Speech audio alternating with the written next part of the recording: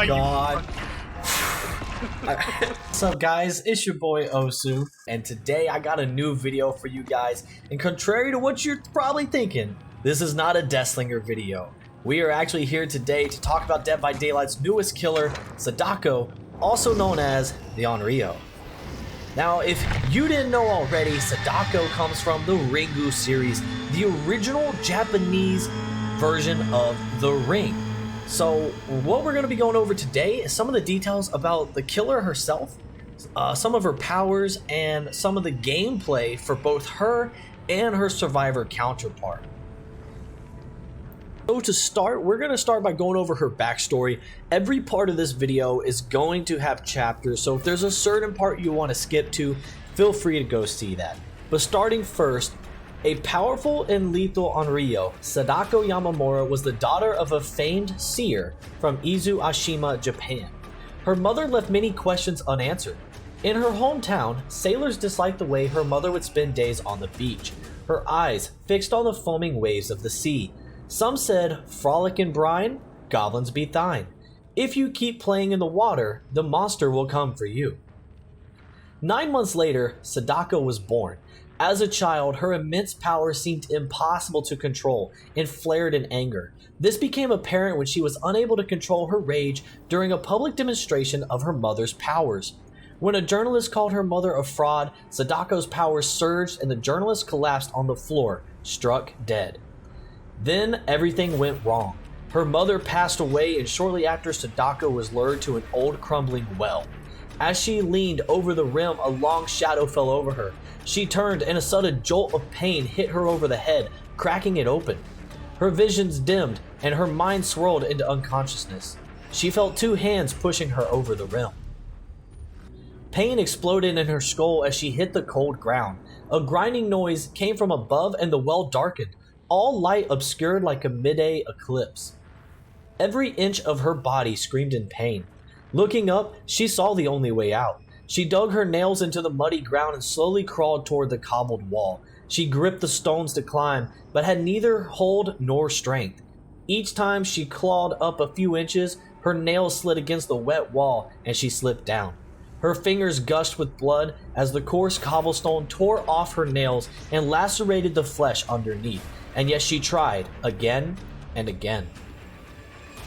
Decades later, the meadow became a resort, and a log cabin was built above the well. When a visitor rented the cabin, Sadako found an opportunity for revenge. She summoned all of her ninja power and projected a terrible curse on a videotape that killed its viewers after 7 days. Her wrath was like the tides of a stormy sea, violent and unforgiving. As she plunged into a fury, a dark fog coiled at her feet. The sound of crashing waves echoed through the old stone well. Suddenly, a tidal surge came crashing down on the cabin's walls, wrecking its logs into a torrent of mud and filth. The black current flooded the well underneath and swallowed Sadako at once. When she opened her eyes, she stood on a desolate beach facing a vast, stormy ocean. A thick, black fog caressed the water's surface. Sadako walked into a coming wave and slowly disappeared into the opaque fog. So this is the backstory of a lot of her history from her original movie that kind of leads into how the entity kind of came to her and pulled her into her realm. Now, before we start diving into her perks, one of the things I really want to point out here is her attributes. So as you can see, she is max base speed, 4.6 meters. She is a 115 killer, which is average speed. She has a 32 meter base terror radius, which is average for most killers. But the unique thing about her is she is the first killer to come to Dead by Daylight that is considered a short killer by height. There's a lot of killers such as Hag, Artist, and Trickster who are average. A lot of killers that are like Deathslinger, Pyramid Head, Nemesis that are tall. But she is the only one and the first one to be a short killer. And we'll get to that during the gameplay. So now let's break down her perks. Her first perk is the Scourge Hook Floods of Rage. You form a psychic connection with the entity and after the rules of the trial, and alter the rules of the trial. At the start of the trial, up to 4 random hooks are changed into Scourge hooks. You see their auras in white, so not really different than the other Scourge hooks at this point. When a survivor is unhooked from a Scourge hook, all other survivors have their auras revealed for 5 seconds. Now, this is just the base. I'm pretty sure level 3 is 7 seconds total. But with this right here, it's basically kind of like the opposite of barbecue and chili. Instead of getting the aura reading on the hook, you're getting the aura reading when they unhook. And then we have the Call of Brine. Your psychic abilities influence technology in devastating ways. After damaging a generator, this perk becomes active for 60 seconds. The generator regresses at 150%. Level 3 is 200% of the normal regression speed, and its aura is revealed to you. Each time a survivor completes a good skill check on a generator affected by this perk, you receive a loud noise notification. Now, here's the thing about this perk. Let's say you kick a generator without pop. Like, we're just talking Call of Brine. You kick a generator for 60 seconds at level 3. It is going to be regressing at 200%, which is the rate that Ruin regresses generators. So for the first minute that this is active, you are getting 200% regression on the generator that you kick. And if any survivor completes a good skill check, you're actually getting a notification that they're over there on that generator. So this perk has a lot of potential, and we're going to demonstrate it later in the gameplay. And moving on to our last perk, Merciless Storm. Your horrible trauma is felt by everyone. When a generator reaches 90% progress, survivors working on the generator will be faced with continuous skill checks. If they miss or stop repairing, the generator is blocked for 16 seconds. Now, this is level 1, 16 seconds. I'd have to look at what level 3 is. But Merciless Storm can only trigger once per generator per trial. So it can only happen on one generator at a time. But the way this one comes down is when that survivor reaches the 90% progress, they get hit with kind of similar to the yellow glyph challenge of skill checks. And if they miss them, that generator gets blocked. I'm pretty sure level 3 is 20 seconds. It gets blocked up to 20 seconds. And you know, that's just this perk by itself, not even considering pairing it with Tinkerer or some other information perk that tells you they're there and you can go and try and interrupt them. There's a lot of potential for this perk. Now, let's move on and talk about her power. So the Deluge of Fear. Through the medium of a mysterious videotape, Sadako spreads her curse to unwitting viewers and causes their untimely deaths. Before manifesting, the Onryo gains the undetectable status effect and is invisible to survivors, but becomes intermittently visible when within 32 meters of them. You guys are going to see this in the gameplay, but literally she has the option to either manifest herself or demanifest herself. When she's demanifested, she literally is kind of like the spirit where she flickers back and forth, but there's no terror radius. She still moves at 115, and she can come out of that by manifesting herself, which allows her to then attack people. And the crazy thing right now, as I'm making this video, is she can chase and build bloodlust in either form, and there is no slowdown when transitioning from each form. It takes her 3 seconds to manifest and 3 seconds to demanifest, so she's able to literally chase without a terror radius while invisible, and then she can manifest herself and go in for the attack. So speaking of manifestation, her special ability, the Onryo must physically manifest to attack survivors. Press and hold the power button to manifest into material form in your current position. For a brief duration after manifesting, the Onryo will continue to be intermittently visible to survivors when within 32 meters. Afterwards, she will be fully visible within 32 meters for as long as she remains manifested. The Onryo can demanifest by pressing and holding the power button, so she's only intermittently for about 3 to 4 seconds approximately. So her special ability, Projection. The Onryo can also take material form by projecting herself through a TV. Press the ability button while looking at a powered TV to project into it, shutting the TV off in the process. All survivors within 16 meters of the TV gain what's called the Condemned Progress. A fully condemned survivor, which is 8 tokens on the survivor side, if you think of it that way, they are revealed by Killer Instinct and they can be killed once they're downed. Survivors can temporarily turn off TVs with the retrieve tape action, which we'll demonstrate later in this video. This adds condemned progress to that survivor. While holding a tape, you can continue turning off other TVs, further gaining more condemned for doing so. So basically, if you're not working on your TV, but you're turning off other ones to take away from her power, you're trading that with getting more condemned, which could possibly lead you to getting insta-killed. One specific TV will have its aura highlighted to the survivor. This TV allows the survivor to spread the Onryo's message by inserting their tape. Doing so removes the condemned progress. So basically, if you go to a TV, you take the tape, you're going to have your own specific TV. If you take it to that TV and you put it in, you are no longer condemned. You lose all the stacks that you have on you, and you're kind of like reset from that point on. And we're going to demonstrate kind of how this power works later on in this video, but that's a little bit about her power for Deluge Fear. She has a lot of opportunities, a lot of potential to be a very good killer with map control and chase potential. Now on to our survivor for this chapter. Our survivor is Yoichi Asakawa.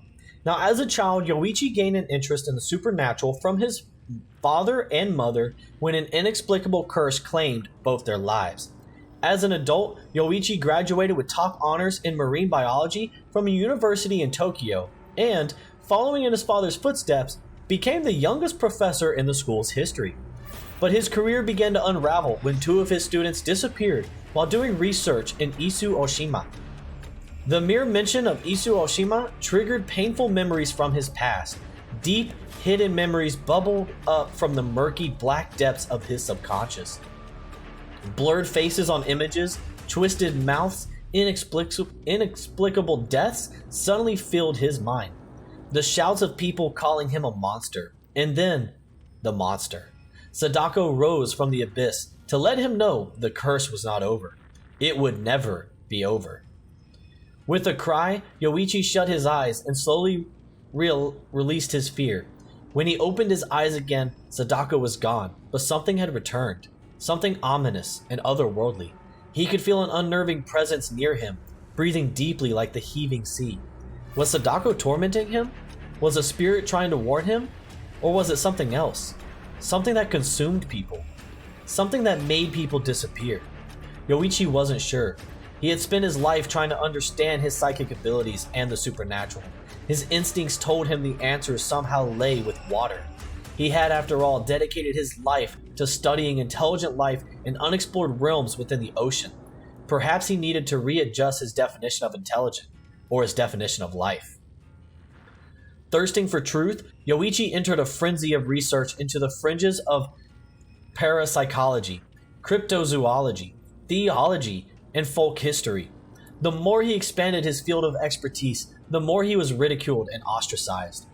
Once viewed as a brilliant young mind, Yoichi was now considered an eccentric and a liability. In mere months, the university terminated his position. Undeterred, Yoichi sought professorships at other schools, but no reputable college in Japan would take him. As a last resort, he approached media outlets, and by some twist of fate, the company where his mother had worked at as a journalist offered to fund his research in exchange for articles and first publishing rights to the story.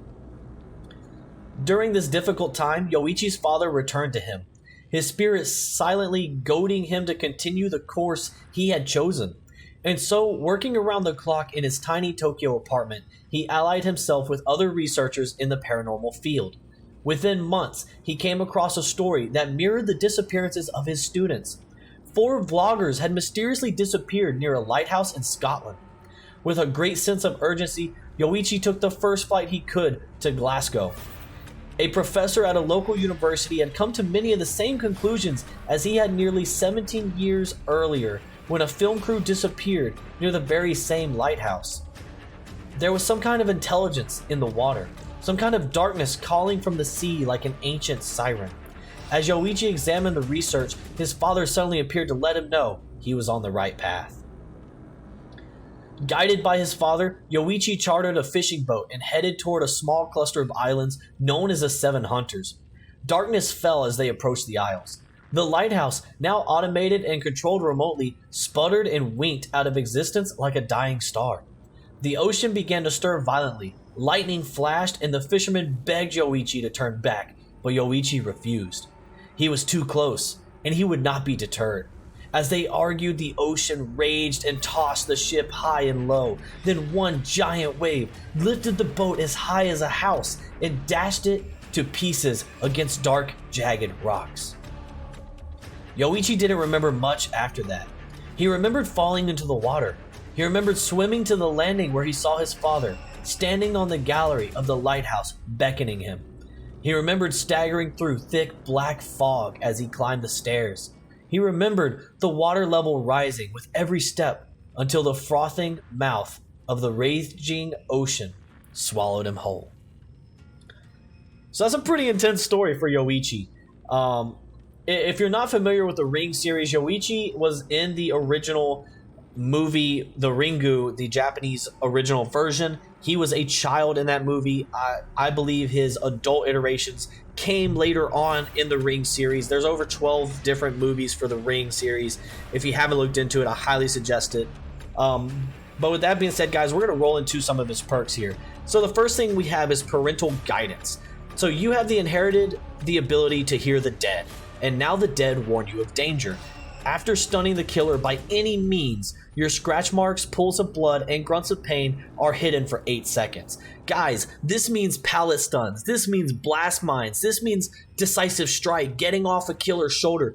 Any type of stun, you have your scratch marks, pools of blood, and grunts of pain are hidden for 8 seconds. At tier 3, it is 10 seconds. Guys, that is 10 seconds. If you pair that with blast mine, if you pair that with Iron Will, quick and quiet, lightweight, like so many different perks that can make this a very good disappearing Houdini perk. This perk has a lot of potential. Then we have Empathetic Connection. Your presence psychically projects itself to those in danger. Whenever another survivor is injured, they can see your aura within a range of 32 meters. You heal other survivors 10% faster. So this is kind of similar to Empathy and Botany at the same time. So Empathy, you're able to see other survivors that are injured, but with this perk, if they're injured, they can see you. So it's kind of like helping your injured teammates know where you are so they can come to you and you can heal them faster. This 10% faster speed, I mean, I'm already imagining pairing this up with Botany, pairing it up with Will Make It, getting somebody off a hook and instantly healing them a lot faster. There's a lot of good opportunities for this perk as well. Then last but not least, we have Boon Dark Theory. Your obsessive study of the paranormal has given you unprecedented knowledge of other realms and planes of existence. Press and hold the ability button near a dull or hex totem to bless it and create a boon totem. Soft chimes ring out in 24-meter range, just like most of the other boon totems that have already been introduced in the game. So this one specifically, any survivors within this boon totem's range gains a 2% haste status effect, and this effect lingers for 2 seconds after leaving the boon totem's range. The big difference with level 3 for this one, you still get the 2% haste status effect, and the effect lingers for 4 seconds after you leave the boon totem. And there we go, guys. That is Yoichi Asakawa. So at this point, let's move into some of the gameplay. Sadako has 2 states that she can be in. One is manifest and one is demanifest. While she is in the demanifested state, she has no terror radius, but you can see her within a 32 meters with intermittent phasing, just like the spirit does as she walks around. Now, if she does manifest, that is bringing herself forward. She is able to engage with survivors, and her red stain and terror radius of 32 meters then becomes active. Now, as for her secondary ability, she has the ability to project herself to multiple different televisions on the map. This allows her to come out of the television automatically in her manifested state. She gets a speed boost that allows her to catch up to any nearby survivors. Now, the other big thing that you can notice here is if you are a survivor and you are within 16 meters of her emerging from that TV, it is going to increase your condemned status. Now, what does condemned actually mean for you? Basically, if you reach the full 8 marks of being condemned, then she has the ability to naturally Mori you no matter what hook states or where you are in the game. And the only way to counter this is by collecting your tape as a survivor and taking it and putting it into your specific television to reset your condemned status. The more tapes that you hold and the more TVs that you go and interact with to take away her power to project herself, it only increases your condemned status even more. So it's kind of like a payout of you're taking away her ability to teleport around the map, but you're also increasing your chances of being condemned, thus making it to where you have to go and find your TV to cleanse yourself and save yourself from being moried.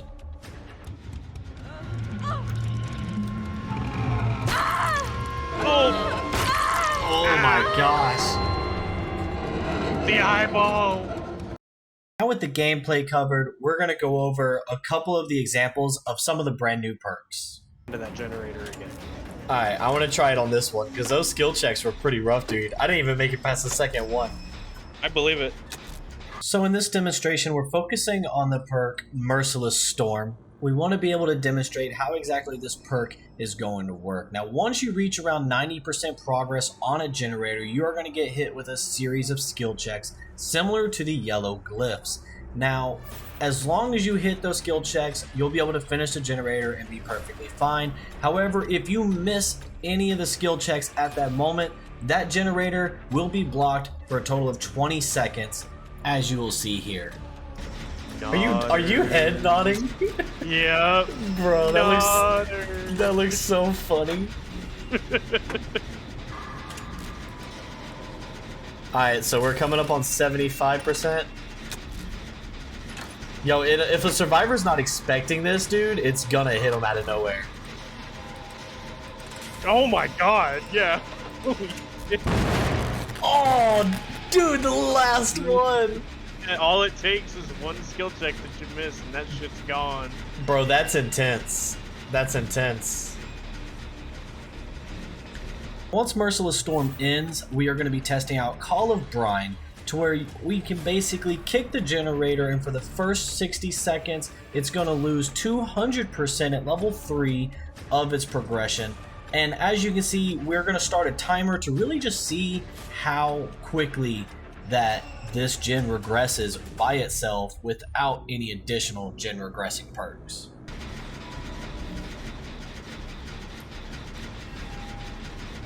So we're at 12 seconds and it's already down to 60. Jesus. That's the strength of Ruin, though, because, I mean, this is literally just Ruin on a kick. And imagine you pair this with Pop, so you slam 25% of the generator off the top. Or you pair it with Pain Resonance as well. Yeah. Imagine Pain Resonance goes off, they touch it again, you come over, kick it with Pop, and kick it with this, instant 0 progression. The whole generator's just gone. So in 1 minute, it's lost almost 50%.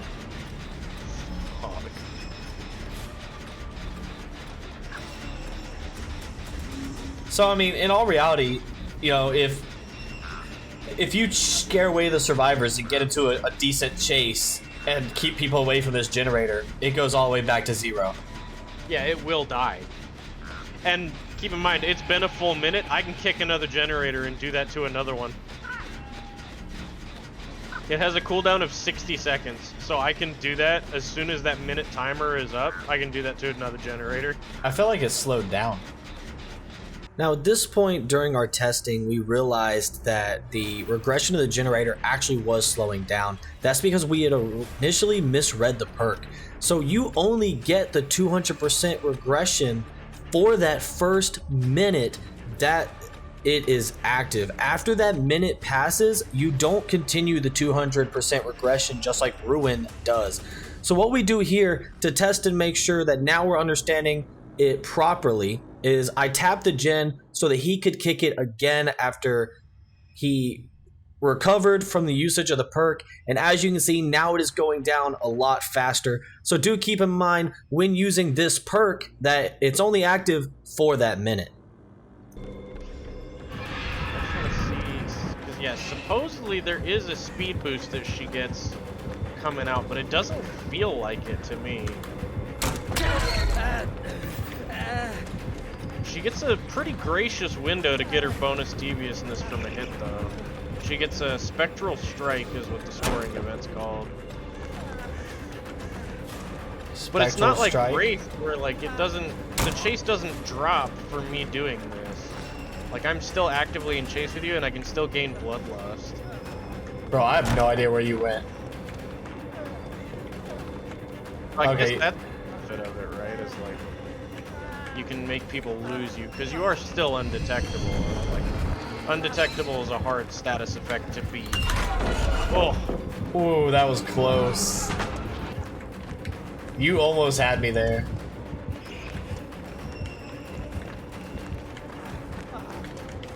So during this test, we were trying to see just how much the haste effect really helped while in a chase, but we were also testing to see just exactly how her bloodlust worked. And she's able to gain bloodlust whether she is in her manifested or demanifested state. And because of that, she's able to change out of it within 3 seconds with no slowdown, which we're going to demonstrate later on how great of a chase killer she is, but that was the point of this test. So here we're going to be testing Parental Guidance, which basically after stunning the killer, it takes away your scratch marks, your blood pools, and your grunts of any pain for a total of 10 seconds at level 3. So Raz is going to hit me with the pallet. Because I have to break it, I'm going to break it and see if I can track him down. I'm going to demanifest because I'm faster.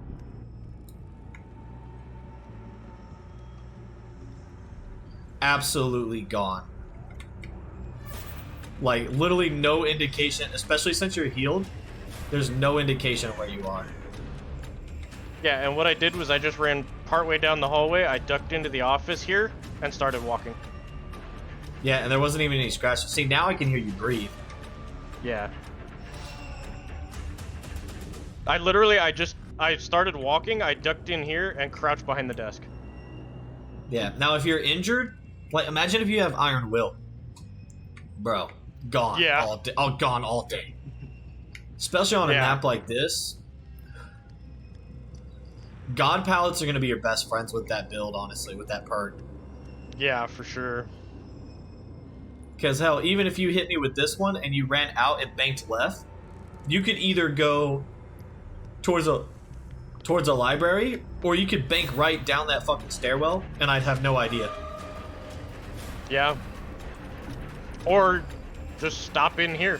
If you have like quick and quiet, dude, imagine quick and quiet. You slam the pallet, you run in here, 50-50 the locker. Oh, they would never know. Never know.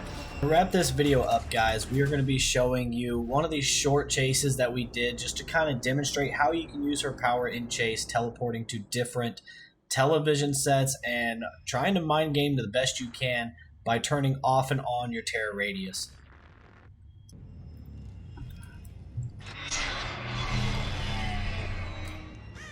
Oh, wait a minute. It's kind of directional, I think. Yeah, it's kind of directional.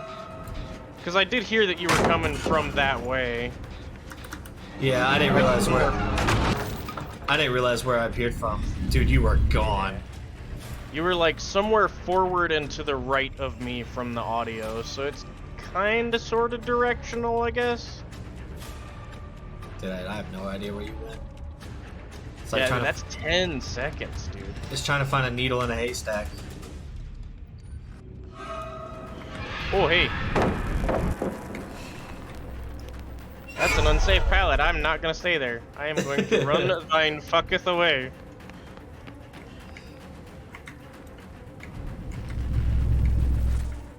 I'm camping. I'm camping on the pallet.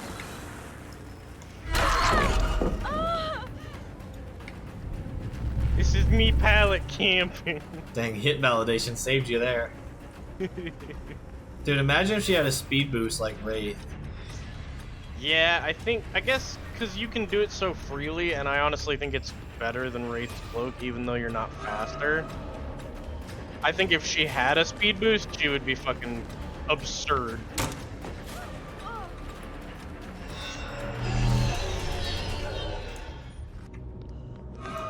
Oh shit.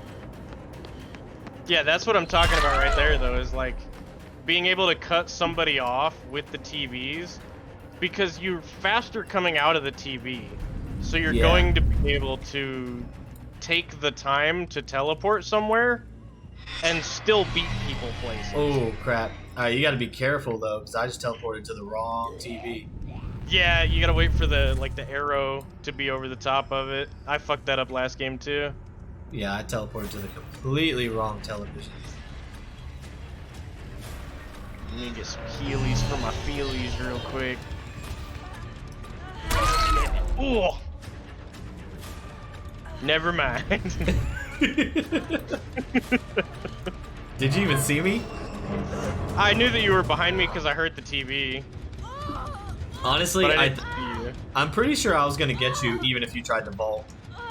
Yeah, I don't think I was gonna have enough time. I don't know how long that speed boost is, but if it's like Wraith, if it's like the 1 second, I wasn't making it. Alright guys, and with that, that is going to conclude our video today. If you enjoyed seeing content like this and you want to see more like it, be sure to make sure you hit that subscribe button, turn on the bell notification so you know when I post again, but most importantly so you can get suggested more content like this.